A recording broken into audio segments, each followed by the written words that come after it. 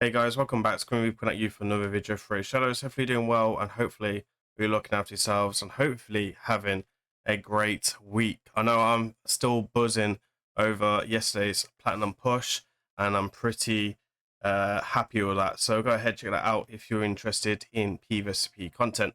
All right, today we're going to do P vs E. We got another HYDRA showcase with you. I wanted to go over one of the champions that's recently just been buffed. Now, I obviously understand that this is not everyone's cup of tea, as this champion is extremely hard to assess, to access, but at some point, after 5 or 10 years, you will access this champion. I'm obviously talking about the most cracking champion in Raidshadowlegends, and I'm talking about SEARSHA, Sia. I can't even pronounce her name if I'm honest. The fun of dyslexia for you.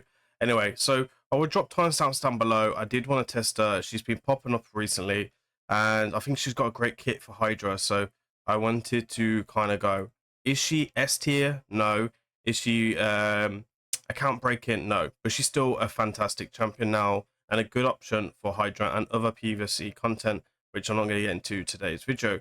Let's go through a kit then and show you what's going on. She'll attack one enemy 3 times. Each hit has a 30% chance of decreasing the duration of HE burn on a target by 1 turn. Also has a 50% chance of decreasing the duration of a random buff on a target by 1 turn. If this target is under a HE burn buff, this will be a 100% chance. So it's 65 without the HE burn. It's quite consistent if I'm honest, and I found this very useful dealing with Suffering and Wrath's reflection, which is super positive. She then has a 100% chance of putting a HP burn on all enemies for 100%. Again, HP burn not super crazy for HYDRA, but it is very useful. This can counter Poison Cloud, which is what made me kind of swing around to her. Then she'll attack all enemies. Places a 100% chance once booked on a 4-turn cooldown with a AoE decreased speed. And if the target is under HP burn, she'll place a AoE hex as well. So going along with a hex set, she can put out some fairly decent numbers. She then has a passive ability that also does take a lot of books. Now you can see here she does take a fairly amount of books, just 8 books, 10, and it's 13 in total. So she is on the heavy side. And her base stats honestly are not incredible. Like HP is reasonable, defense is kind of low, speed is very reasonable. And then the rest of the 2 stats are as well. So the stats are not crazy, but she does have like some type of heal mechanics in here as well. So fairly average, I wouldn't say average, but a fairly interesting champion to use. And I think if you're a super kraken, she doesn't get any teams. I think as a low spend or free to play, she could definitely come in your teams. The problem is obviously she's not very accessible to low spenders and not really accessible to free to play. I understand how difficult she would be and how long it would take her to get her. You are guaranteed a 4-star or 5-star blessing though through the shop if you have like high level. I do use her in Curse City before the buff, and this will generally help me use her in Curse City against the Sand Devil Macropolis boss. Let's get into the team showcase then. I'm going to let you guys enjoy the music, and then I'll talk about the breakdown and everything in the timestamps if you want to go ahead and skip the HYDRA showcase.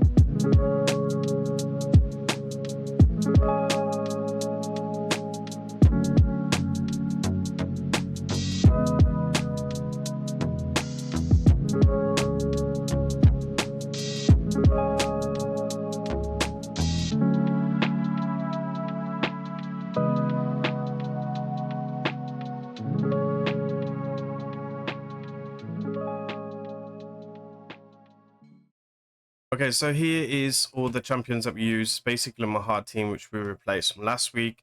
If you guys are looking to see the gear from Lydia Krisk and Duchess and Bloodmore, there I will drop last week's video in the description, so you can go ahead check that gear out. I don't want to make this video too long for today. I will be showcasing Blade Master and the Kraken champion builds in this. Now, disclaimer, I was missing gear here, which I forgot to gear her, which explains the low damage overall from her. This would have been another 100 million probably from her if she was fully geared. I forgot to put basically 3 items of gear on her, including critical damage gloves, which was a bit of a dummy mistake. But however, I will still make over 2.5 this Hydra Clash in by my Nightmare team anyway, so it's not too bad. I did keep the key because I'm under got a still run over keys and everything else I've still got going on in real life. So you can see here she did 32 million damage, which honestly isn't too bad. She probably would make a bit more from Hex if I have geared her properly. Blade Master coming in with 84 million. Again, he probably could do a bit more if I put the better gear on him. I haven't put like crazy gear on him, which is kind of explaining. I'm still playing around with her. I think she would be really solid in a 9-piece Feld, and I think that would be the way to go. So let me explain the roles then quickly. We got Duchess in here, obviously, forward to counter the True Fear with the Veils, survivability, and Revive, which is super nice. The Speed Aura is a bonus. You've got Krisk in here dealing with the Provoke set. He's going to then deal with DK and Mischief, and also keep us alive from Suffering and Wrath as well. Then we've got Lydia, is obviously a defense down, a weaken, the Hex champion, and also bringing in high damage, being a +4 fully awaken, and a 6-star Crushing Ram. Obviously, these two are showcasing, but basically coming in to deal with the Poison Cloud, and then him to increase his damage as well, the HU burns, allowing him to do more damage. And then obviously she is the main DPS in his team. We're still trying to get towards 500 million, which is the target for hard, before I kind of give up on that overall. So super nice team. Let me show you the builds on these champions then, and I'll let you guys go. Hopefully you enjoyed the music in that. So coming in with her, I went with a Relentless set and a 2-piece Impulse. You can come in here, we've got 12 speed, and then a 12% chance of getting a cooldown, as well as everything else. If I had the Merciless, I definitely would invest in the Merciless. You can see here we're missing some oil and stuff. I did crap her as well. We've got really good speed. Let me show you the bonuses of this. Accuracy, good critical damage, and etc. You could just go survivability, honestly, and good accuracy, etc., which would also be very useful. These are the stuff that we're putting on her as well. You can see here, Natural Wrath, I went with the Blessing. You could potentially take don't know what else you could really take which make much sense to kind of take, if I'm honest. Maybe if it's Prism, if you got high level, if you get the 5-star, which at some point you will get, if you can play in Raidshadowlegends to help with the aura.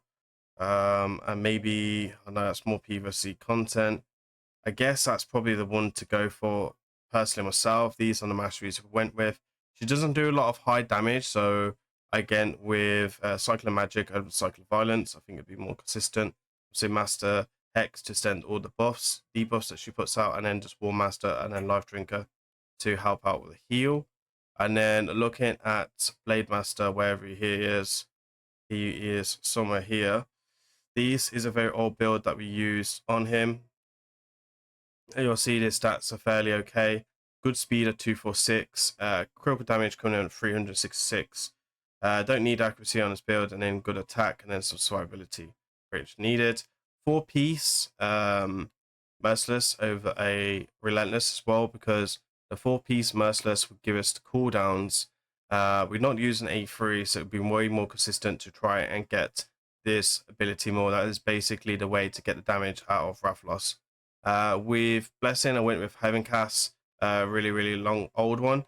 I think it's better to go Cruelty, to be honest, or yeah, pretty much Cruelty would be the way to go, or even Crushing Ram if it's 6-star. These are the masteries that we went with, very basic damage dealing ones. Maybe take away Retribution if you're not using like a Duchess or something like that, but very standard overall. So I guess that's it from me today. Hopefully you enjoy this. Let me just show you this gear, and then I'll let you guys go.